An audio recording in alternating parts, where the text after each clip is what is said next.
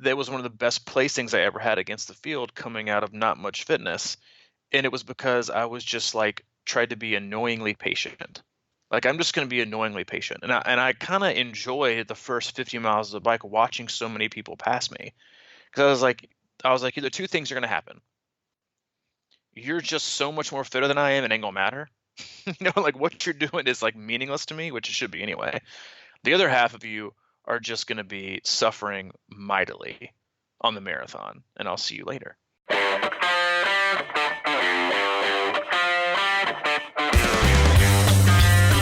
Good morning, Coach. Good morning, man. Did I catch you pouring some coffee? No, coffee poured, sitting in the chair, Ready to rock? ready to rock. Are you in like a robe in like a dark room, like turning around like Masterpiece Theater? Something like that. C26 hoodie, man, which I'm kind of bummed about that we can't wear it this week. We definitely can't wear it this weekend. Yeah. Speaking of C26 hoodie, welcome, Crushing Iron Podcast, episode 305. 305 coming at you. It's coming at you every Monday and Thursday for the most part. But we've been doing it for going on 3 years here. In a few weeks, it'll be our 3-year anniversary. So, we're gonna milk the anniversary and the 300. Oh, dude, for sure, we are milking it big time. We could use all the love we get, but no.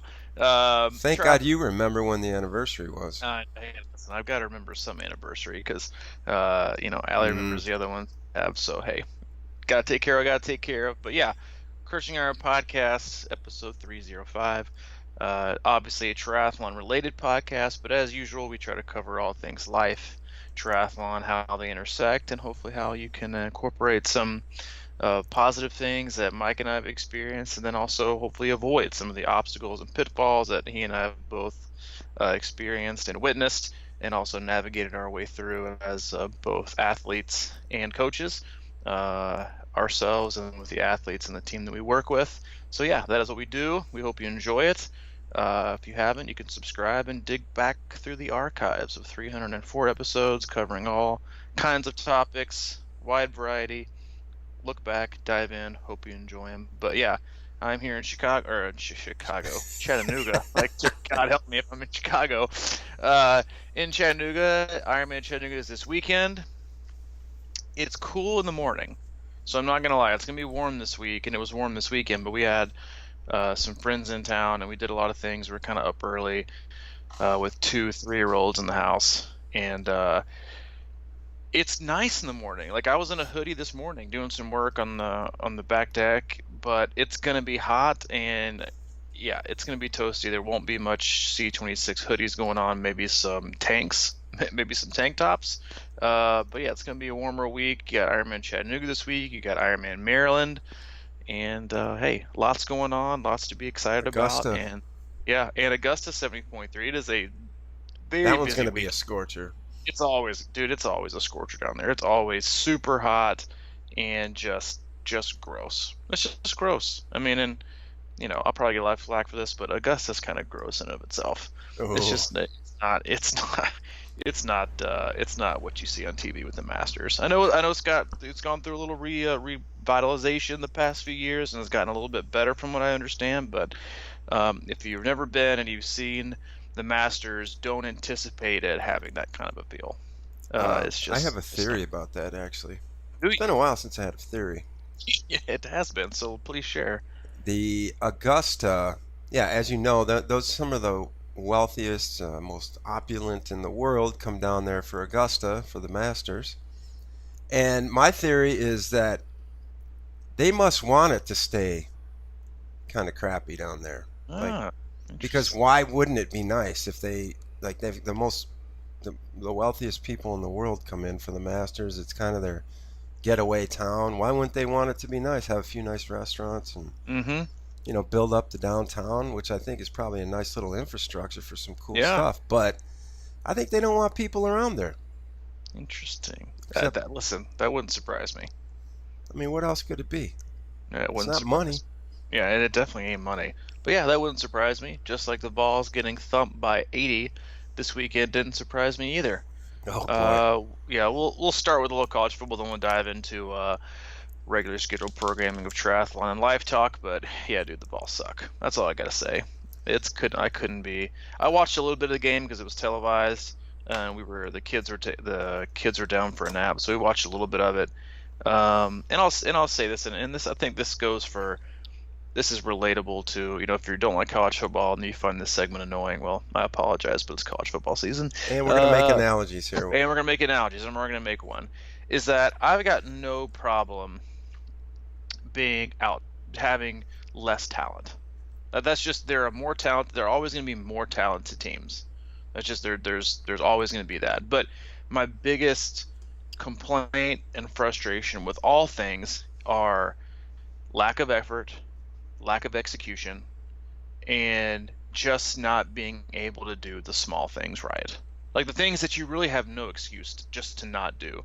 You're just incapable or not willing to pay attention and stay present and give forth A, the effort, and B, the execution to even do just like the smallest of things. Mm-hmm. And that just goes to preparation and mindset, and that's the most frustrating part. Like, not the fact that we're not that fast, we don't have that many talented players, and that we're young. It's like things like getting a delay of game coming out of a quarter and a timeout and a commercial break. Like, there's absolutely zero excuse for that. Not many excuses. No, and it is just like it's like a microcosm of Tennessee football and the athletes that we have that were recruited before Pruitt got there, and then now I think with just some of the things going on. But yeah, that was the most frustrating part. I mean, I knew we were definitely most likely not going to win, but I get the feeling you might be coming around to being a Badger fan a little bit with that. Listen, I've always, ever since our friendship, because it's the antithesis of what you were just talking about. It is, but that's also the reason why I've always found myself liking them, is because they do all the little things right. They execute. They're not flashy. They're flashy in, like, a negative way. Like, it's not ego and smack talk. It's just legit. Like, hey, you guys right now play the way Tennessee used to play in the 90s. Mm-hmm.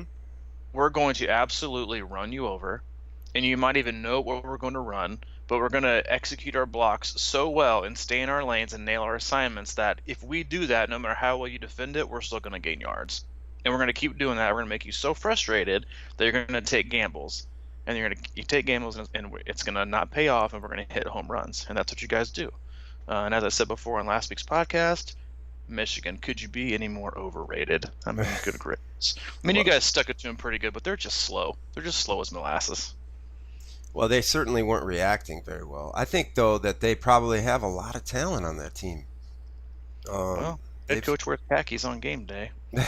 Well, it's the same thing, though. They have, all the 5-star, 4-star recruits in the world that you want, probably, and then we go out there with these, farm kids from unincorporated villages in northern Wisconsin and just unincorporated villages and just lay down wood on them because we're staying in our gaps and weird things like that. So I think there is a parallel there between doing long distance races and college football right there. It's like it isn't always, it's not about talent all the time out there.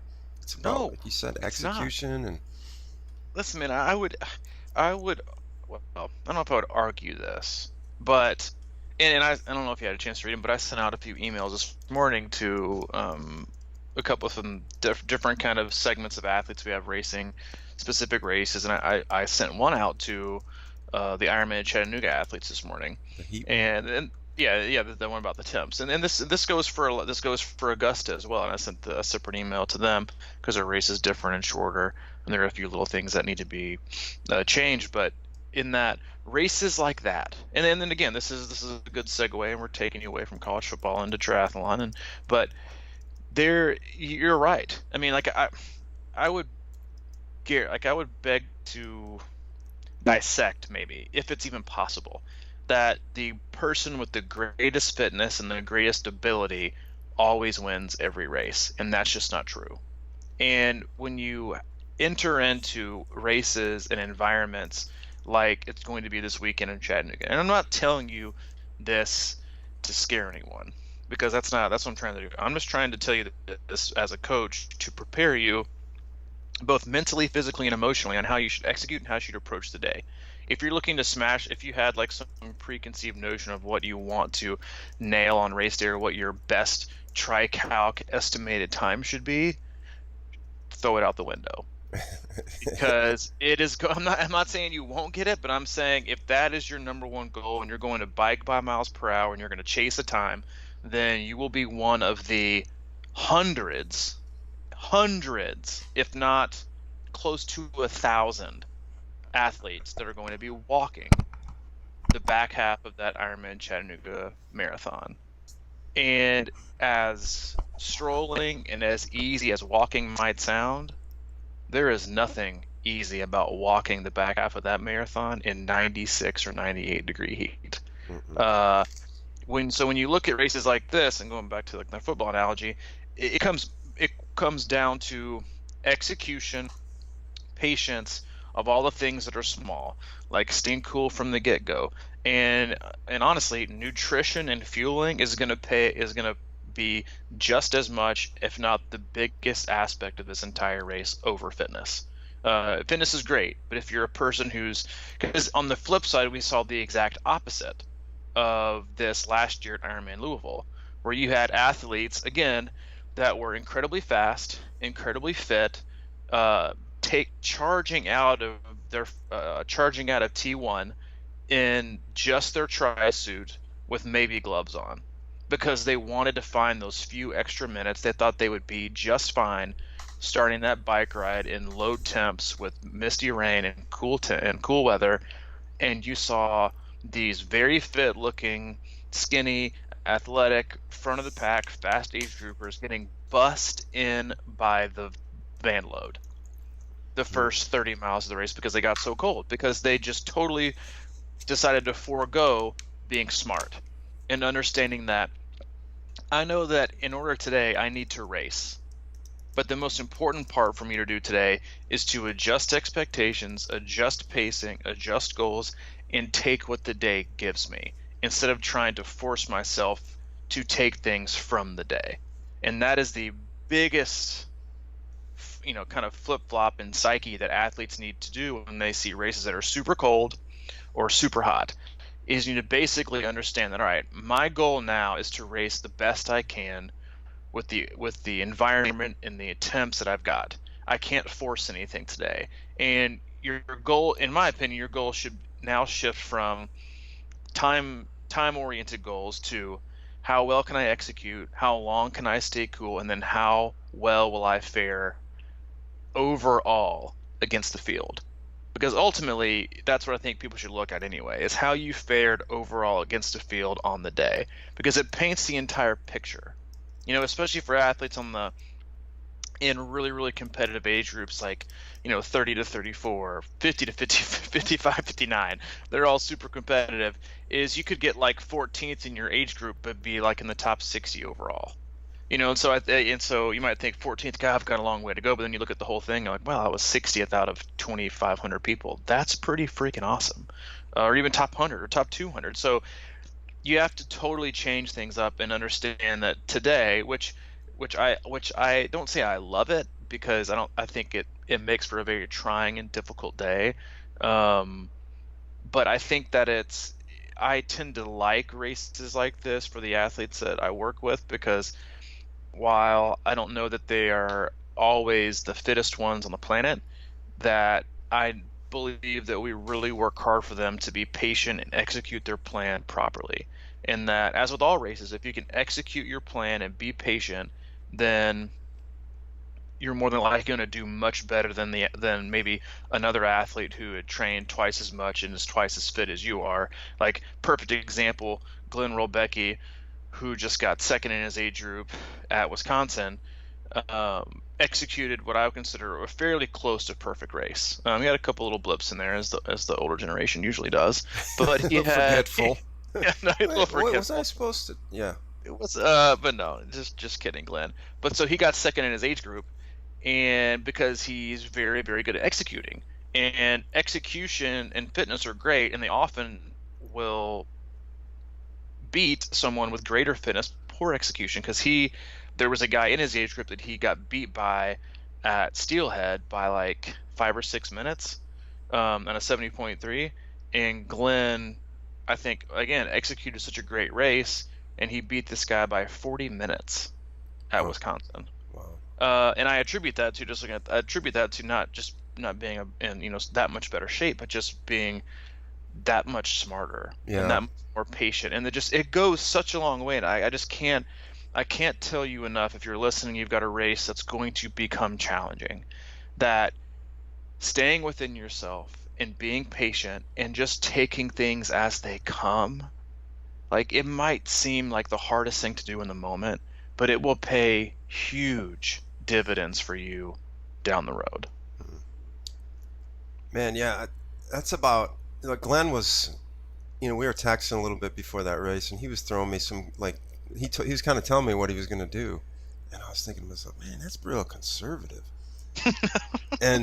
But he nailed it, you know what I mean? Like, so I was talking to somebody the other day about this, as sort of, as far as, that tri-calc and like kind of having to force your day and that kind of stuff, which I am kind of notorious for sometimes. But what really occurs to me is when you're out there taking what the course gives you, staying under control and riding, not always like just busting it on something like that.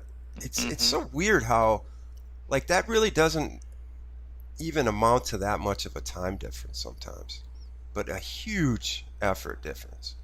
You know what I mean? Like, sometimes when you're riding under control and relaxed, your ride isn't as bad. You know what I mean? It's like, it's not as bad as you think it's going to be. And that's the weird part about it. And especially in situations like this, dude, I bonked yesterday on a run for the first time in many, many days. Like, legit bonked. And back to your nutrition deal, I just went out because people after Ironman probably react one or two different ways, and one is kind of like, all right, I'm done with that for a while, I'll just forget about it and I'll go sit down.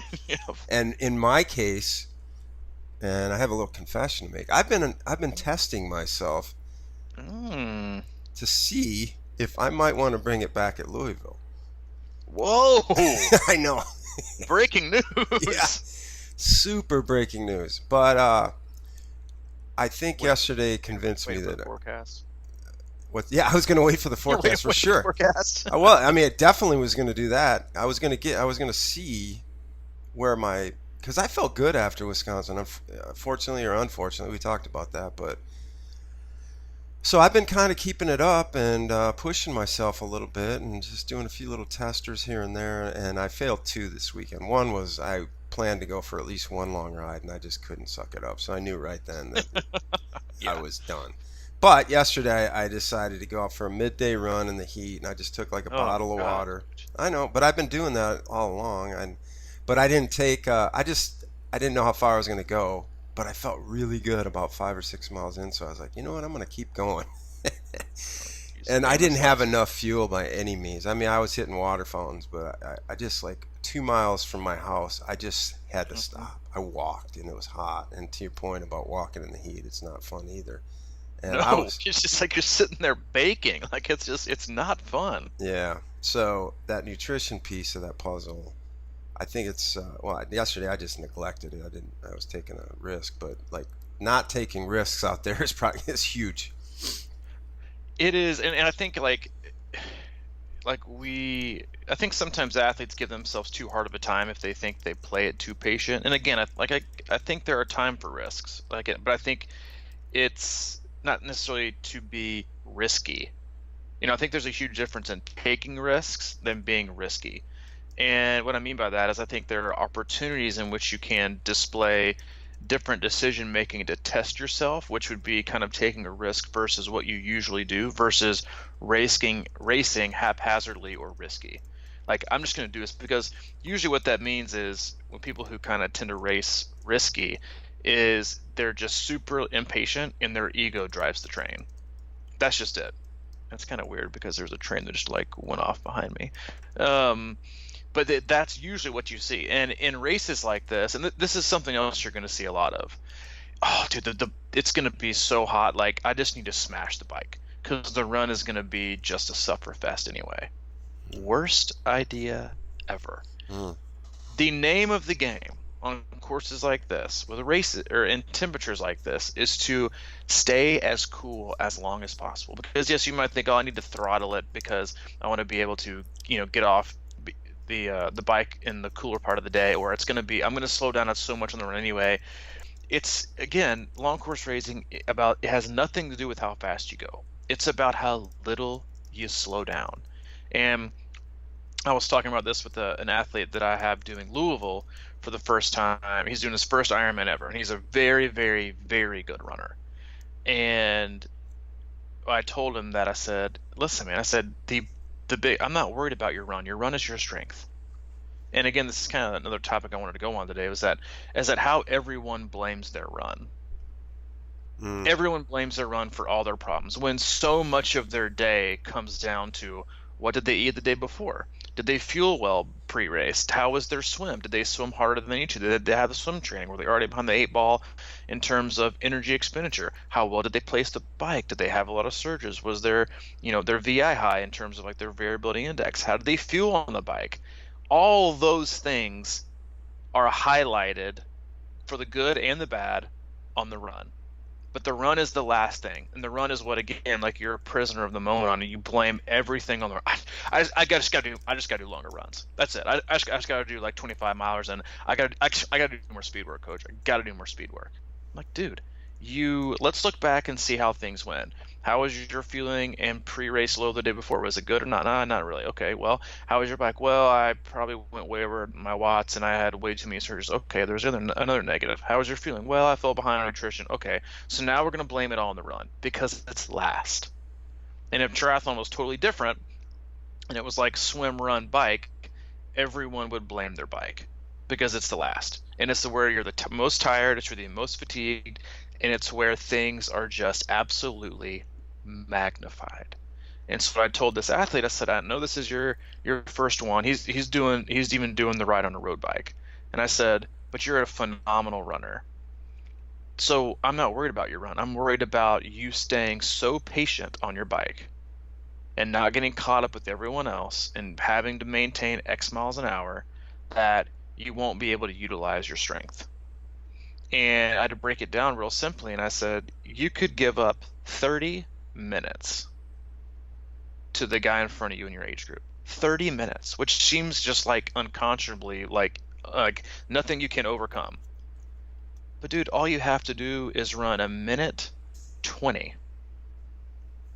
faster than him, pace-wise, on average for the entire 26.2 miles, and you'll beat him by 5 minutes. Like, people just don't think of that. And because they see like minutes and they get caught up and they think they've got to keep up right now versus where do I want to end up later. And it takes an incredible amount of patience, and it takes practicing that patience with execution, and then understanding and knowing who you are. And in that moment, it's not where I am right now, and it's not where you are right now. It's who crosses the line first and where we cross, and how well I can do against the day and against the field. That really sets me up and tells me how my training was, and then also how I was able to execute that day. And so when you look at making like small decisions on the bike that you think are gonna like, but if I make this, I can probably gain 5 minutes. Well, welcome to losing 15 on the run. Yeah.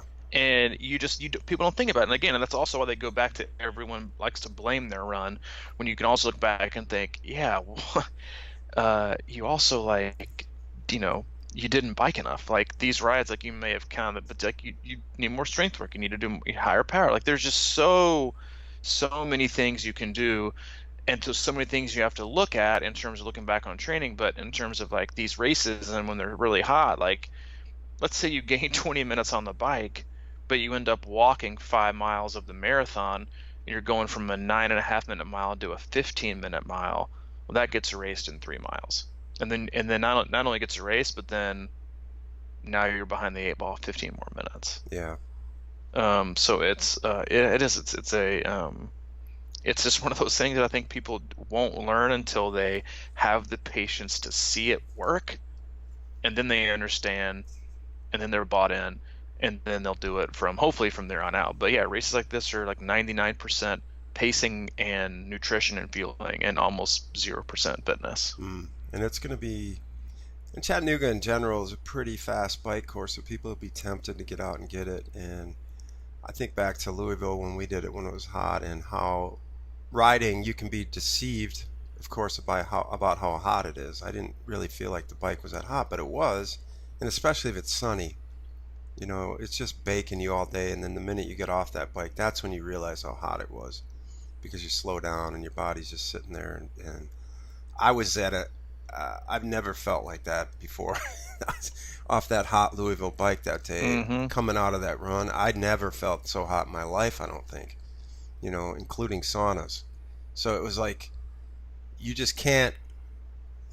I'm always curious too, as a coach. I mean, you as a coach, it's easy kind of to sit here and say don't overbike, but then like what's the, you know, top end of that bike that's not overbiking, and how you find that number, that's always the tricky part. And of course that's what you do in coaching, and I think that there's a lot that goes into that that's not really just explainable here in a few minutes, you know what I mean? So well, it also comes down to knowing your athlete and knowing their strengths, and then also knowing what you think they're able to execute given what the day is going to allow. Because the day, most, like when you look at a day like Augusta or Chattanooga, or even no matter what it is, like a Louisville, a total opposite end of the spectrum, you kind of have to look at a coach and think, all right, what do I feel like this day is going to allow for, in terms of an ability for an athlete and their strengths and their weaknesses, and also their mindset about how can I like reshape this and reframe this, and still keeping it into a positive experience, and still something to where you can allow success to happen. Because a lot of athletes are probably thinking, oh my God, it's going to be, like, they're talking themselves into worst race ever, hardest race ever. I'm never going to do well. I don't know how I'm going to make it. And there are probably many athletes, and you know, I'm sure like the super positive and always energetic and welcoming Ironman Chattanooga Facebook group. And I'm sure it's like let me tell you right now, dude, I'll just be honest with you. The water temp, it's in the 80s. You ain't wearing a wetsuit. The heat, it's going to be hot. So there you go. Answered. Water temp's like 83 or 84, I think, of yesterday. So, yeah, just don't worry about the wetsuit, I don't think. But is that, okay, reshaping it in terms of, okay, I thought it was going to be about executing this, and this, but now I understand with the day, now I can still execute. Because again, like when you go back to even the most perfectly conditioned, most like pleasant temps with no wind and easier courses, like it's still not about that. Because you could have the perfect conditions of the day, but if you just don't execute and you don't pace well and your nutrition is crappy, then guess what? Your day is going to be terrible. Or it's not going to come close to what you thought it could be that day. All you can control is two things: your effort and your execution. Effort meaning, in this scenario, not necessarily meaning like how much can you hammer it, but more as a execute and effort. Effort being, can I put so much effort into knowing that this is like, it's more like, honestly, it's going to be more mental and emotional effort. Like I remember when you, like the one you're talking about, like the Louisville that we did in, what was it, 2015 or 2014, something like that? 14, I think. 2014. It was just, I think I've talked about this on I don't know what podcast, but it was recent again, in that was one of the best placings I ever had against the field coming out of not much fitness. And it was because I was just like, tried to be annoyingly patient. Like, I'm just going to be annoyingly patient. And I kind of enjoyed the first 50 miles of the bike watching so many people pass me. Because I was like, either two things are going to happen. You're just so much more fitter than I am, it ain't going to matter. You know, like what you're doing is like meaningless to me, which it should be anyway. The other half of you are just going to be suffering mightily on the marathon, and I'll see you later. But it just comes down to the effort in which you can put into effort in executing your plan, effort in how mentally and emotionally intact and stable and patient I can be through the day, and just totally bought into what I need to execute. Okay. And then how can I execute my plan? Not anybody else's plan, not the plan I thought I might have a month ago either, because things might have changed. but what can I do to execute my plan? And so going back to looking at an athlete's strengths, you might say, all right, your strength is, swimming, cycling, or running. The heat and the temps are going to be this today. So what we can do to kind of mitigate our losses on the impact of that on your day is to do this. And for a lot of athletes, it's going to be, as we talked about a couple minutes ago, it's about who slows down the least, is looking at, okay, how long do I think you're going to be on the run course? Okay, so you're more than likely the opportunity for you to slow down is going to be not only greater because of your pace, but also in length of time. So there again, like, there's just so many factors you have to take into account. An athlete who might get off the bike at 2:30, right, in the hottest part of the day, who's already kind of maybe a slower, or not a slower run, but it's not their strength. And they're envisioning starting off at 10.5 minute mile. So they're going to start off the run at 2:30 or maybe 3 o'clock. And it's the hottest part of the day. And so now their original 10.5 minute mile, they're probably only going to sustain that for like a few miles, and it's going to drop, and it's going to drop, it's going to drop, it's going to drop. So not only is their time on the course going to be much longer than another athlete, but the percentage of their pace dropping is going to be significantly more. So you may be looking at not even just minutes, but you might be looking at an hour, versus an athlete who may get off the bike at 1 and who runs really fast. Their percentage of what they might slow down might be a little bit less, but it might equate to being on the course for like an hour and a half less than this other athlete who gets off at 2:30 or 3. And so when you look at, it's about how little you slow down, not necessarily how fast you go. You have to look at that from the time an athlete gets in the water till they get off the bike and how they're doing on their run, and kind of think through, all right, when can we make the smartest decisions at the right places to minimize the liabilities we're going to have on race day? Because that really is like the question you should ask yourself every 5 minutes once you get in the water. Is this going to set me up or not set me up for success on the back half of the run? And if the answer is no, this is not going to help me, this could make things worse, then don't do it. But so many athletes, even though they'll think that, they'll do it anyway. And you'll see, again, not a lot of athletes, but there will be some athletes who also take like the self-sabotage route. Like they've already conceded that this race isn't going to go well for them. So they're going to take risks because you can kind of hide behind the conditions. It just wasn't my day. I mean, it was so hot. Like I just didn't have my run today. You can still execute. And if you have that mentality, the day is already ruined, then you're robbing yourself of an opportunity of the past months and months and months of fitness to learn something about yourself on race day and to execute something. And we've talked about this like so many times, why people cannot ever, under any circumstance, compare races, even from year to year, because they are so incredibly different than even just the previous year or 5 years ago. Every race is different, no matter when it is. That's why you have to judge every single one of them independently and not always have them on like my PR for this course is this. Like, listen, your best performance may be like your third slowest time on a course. Like, there might be a guy who's done Ironman Chattanooga 4 years in a row, and every year he's placed in the tens, right? And he's been in like the top 500 overall. And then this year, it's his 4th time. It's gonna be insanely hot. And let's say executes his best race, and his race is like 11:30, and he ends up in like the top 150.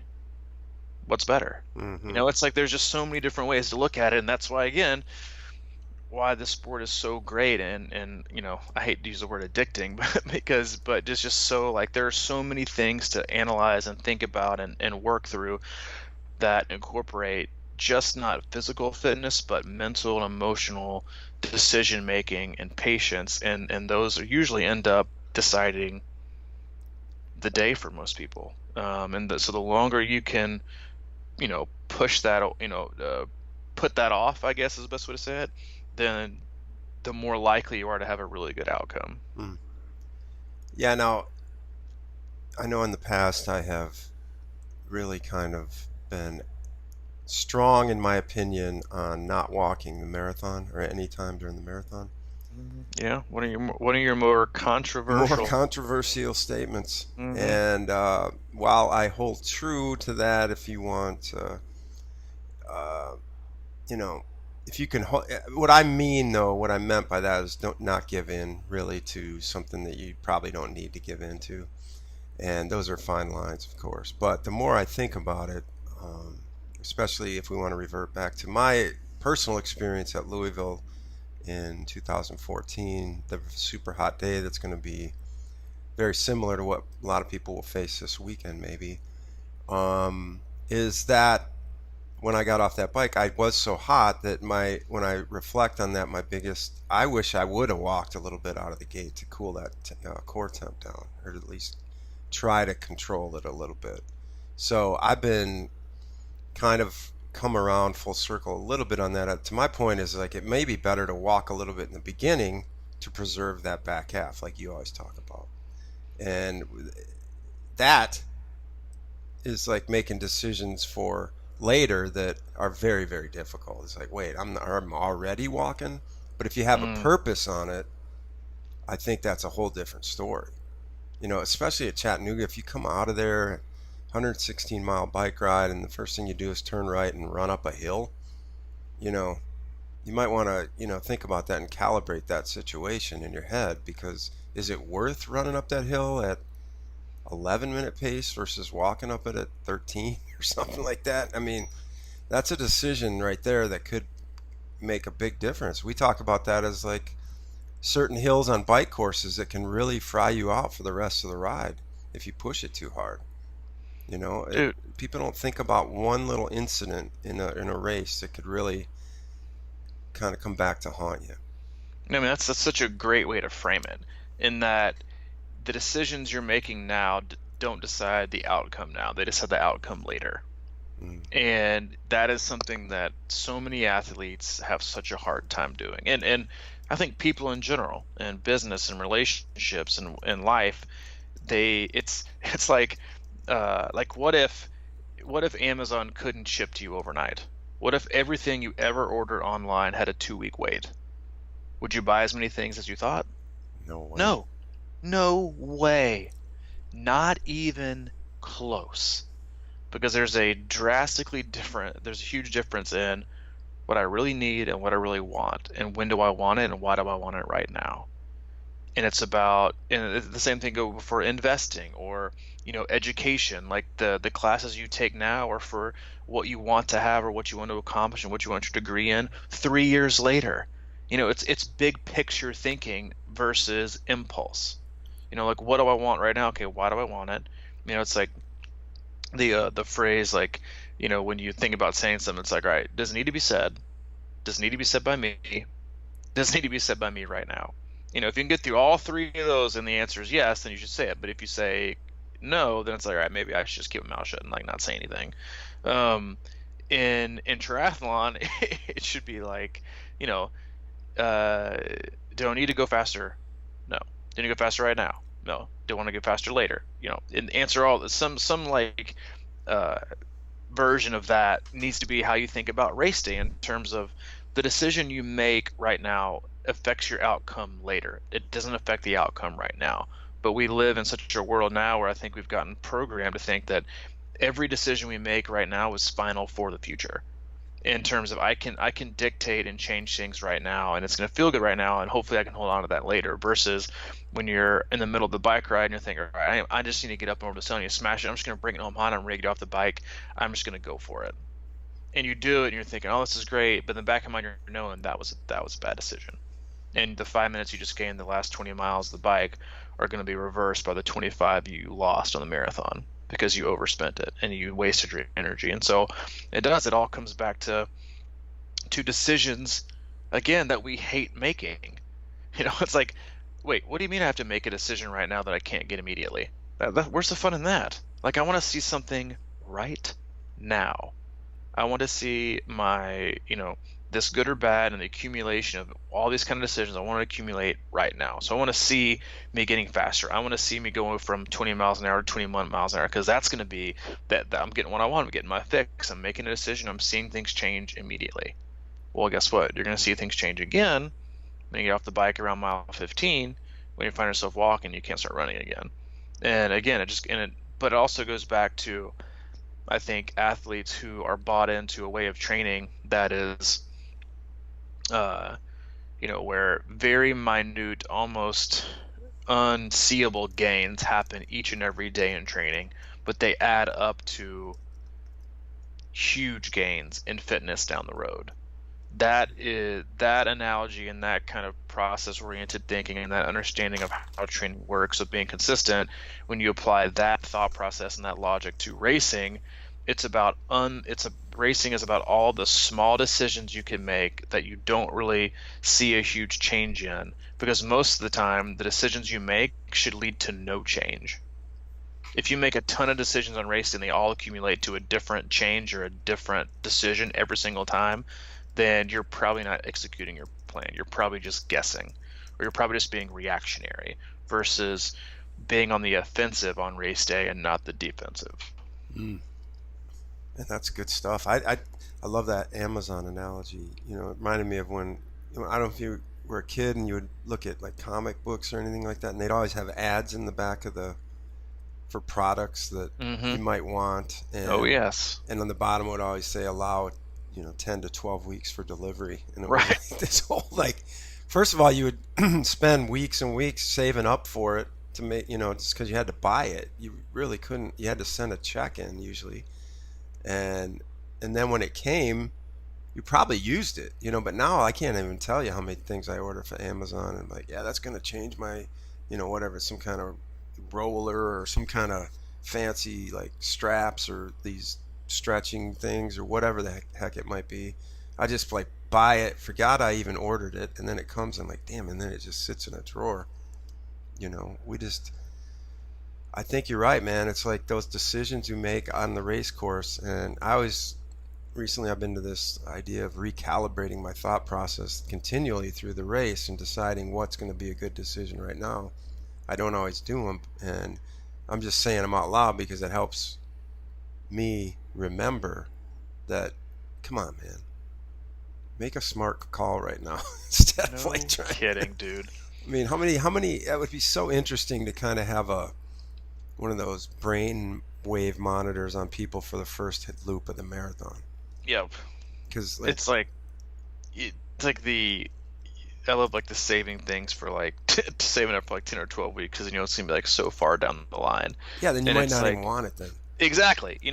So we're getting our fence installed, and we have been working on our backyard for like weeks and weeks and weeks, and we had these friends coming over the last like 4 days, and they have a little kid with them, and it was like it would have been really perfect if our fence had been done so the kids could play outside in the backyard, because there's a big sloping hill and like drop off behind our house, and then we could get the sod down, all that kind of stuff. It would have been so great for them to get that done.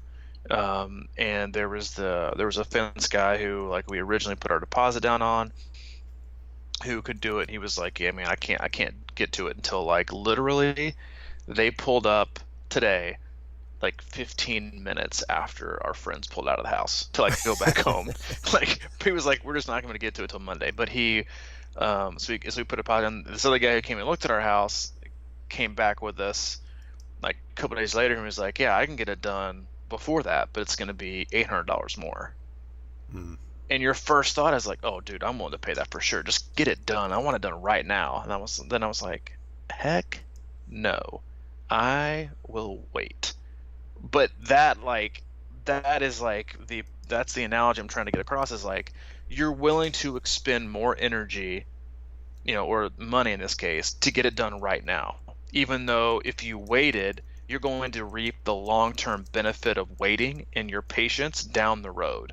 So yes, we missed it on having a fence for like 4 days, but when it's done today, we're gonna have $800 more in our bank account.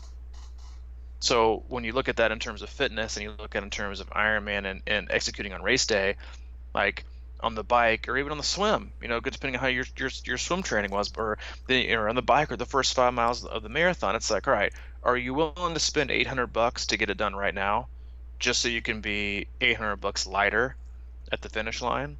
Or are you willing to just stand pat and stick around and not spend any energy / money and be better set and better equipped and better off down the road? and it's hard to not do that, or it's hard to do that, or in terms of not, it's hard not to let yourself get swept up in, oh, but I can have it done right now, and I've got to have it. So if I have to have it, then I have to have it right now. Not I'm willing to wait and execute no matter what kind of the cards I'm dealt.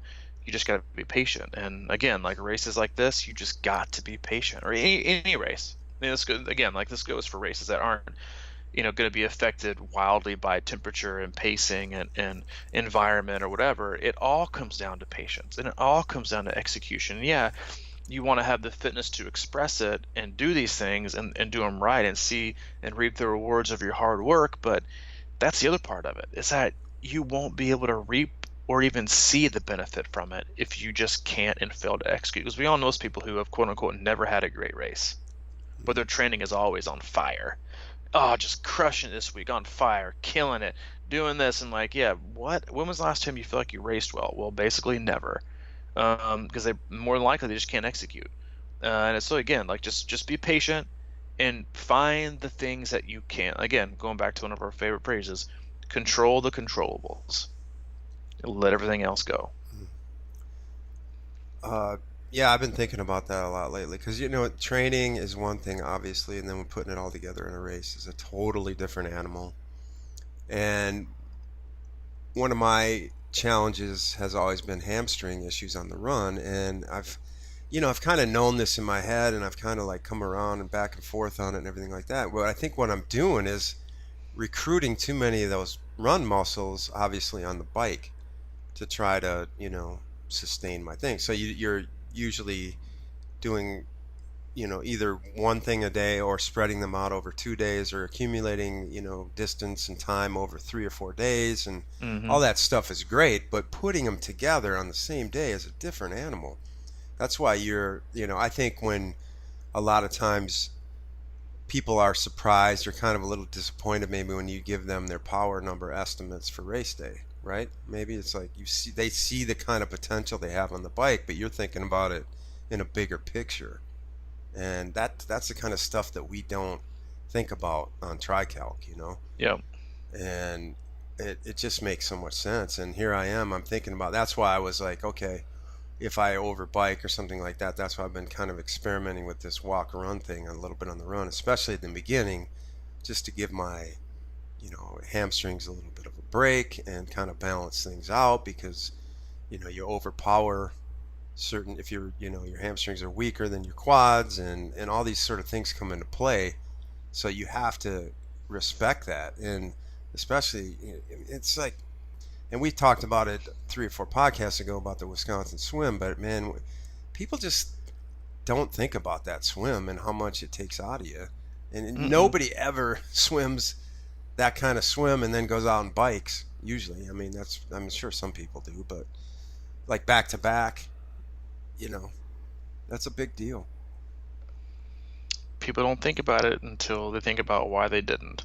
Yeah. And that, because again, like, more people like to think about it after the fact than they like to prepare before.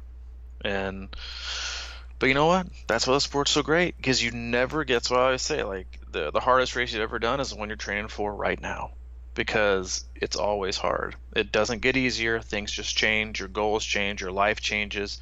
The races change. Everything is different, and that's why it's so great. That's why it's so challenging, and that's I don't say that's why it's so unforgiving, but that's why you always have to be willing to to just keep going and figure things out and make adjustments and stay patient and not take, again, like, not be risky, but learn when the best times to take risks are, and usually they're in there to capitalize on smaller moments and see how your body and your mind reacts, so you can, but still, like, bounce back and recover. That way on race day you'll know what it's like and know what it feels like to make these decisions and know that your body's still going to hold up. And it's again, races like these are tough. They're tough to coach. They're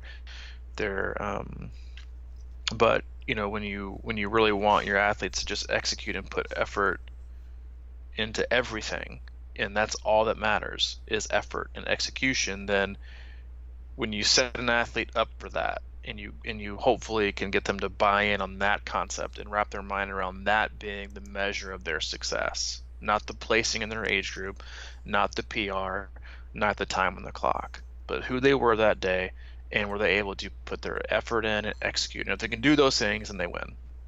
And just take like that thought process and feeling for an athlete versus a person who's obsessed with the time or placing in an age group, and that is how they determine their worth, their pass or fail, their success or failure, however you want to say it.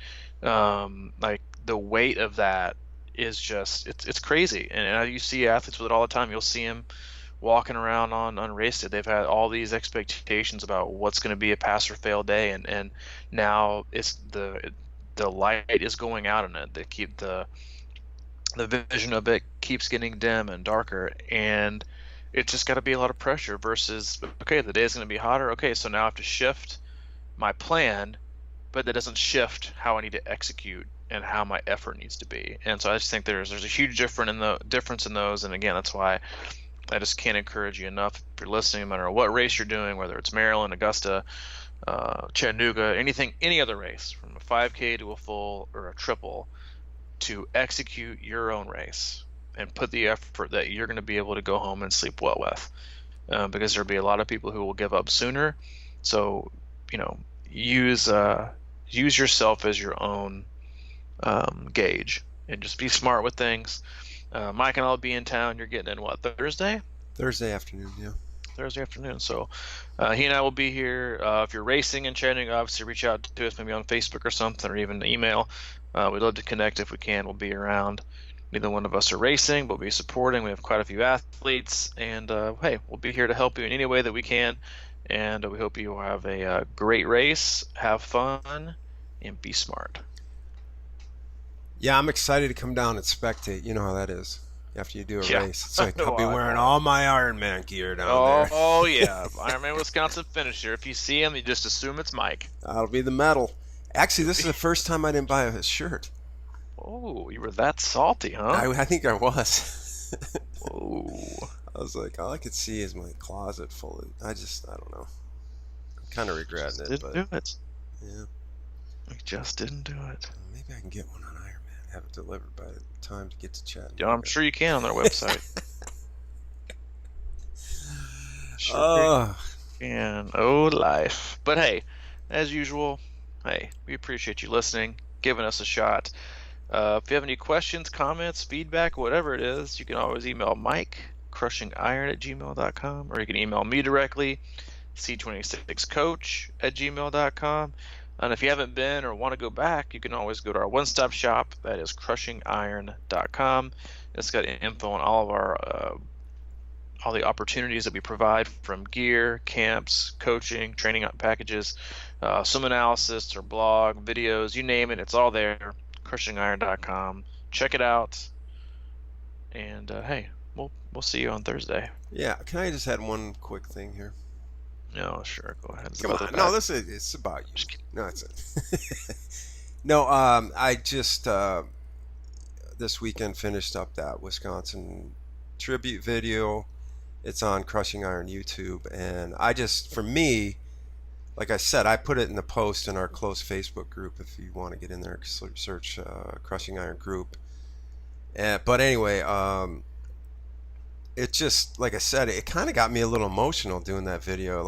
And you had pointed out with a post following that, if you guys you get a lot of questions about what does online coaching look like or whatever like that, and really how it pans out is, if you watch that video, you'll see a unbelievable group of people, and supportive, and just full of the whole weekend was just awesome. And it just reminds me every time I watch them or do something like that, people send in all these pictures and videos, and I put together the thing, and I don't know, man, it just keeps getting more and more, like, I don't know, I guess emotional for me, because it's like amazing. We can talk about coaching and camps and everything we want, but it's really the community of people that is incredible, and it's hard to explain. I mean, I think the video does a pretty good job of showing some of it, but Always does, man. I think, well, I gotta say though, you're getting a little more sensitive in your old age. I know. I think I am. Getting a little softer, man. I don't know if it's the mood swings. You're being grumpy before Wisconsin. Now you're like super emotional. Um, but no, it's, I mean, as usual, like, and again, like if you listen to this podcast and you want to be a part of it, it's a great group. It's posted in our Facebook closed group for the podcast called Crushing Iron Group. You can search that. We'll let you in.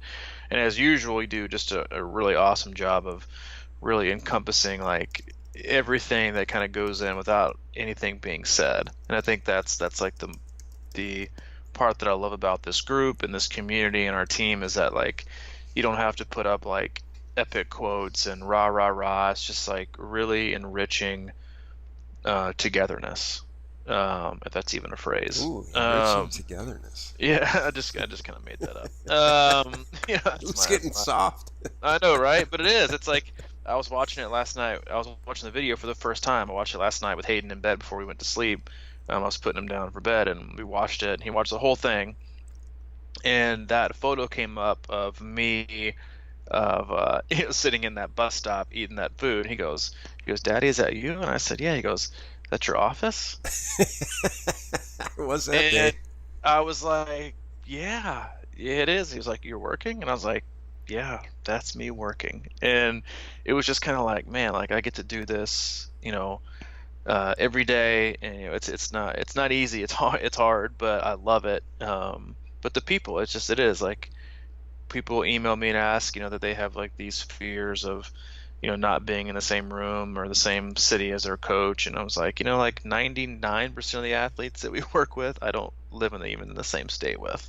Yeah, you can still be successful, you can still be close, and you can still communicate and have trust and have a good time. And then when you see each other, it's just like, it's just like this weekend, like the couple that came in with their kid, we haven't seen them in 2.5 years. And they came in and it was just like, we didn't skip a beat. It's just like, and that's how it is. It doesn't matter. Location is irrelevant these days. And yeah, you did a great job putting the video together. The community is great. The people are wonderful. And it's definitely what keeps us going.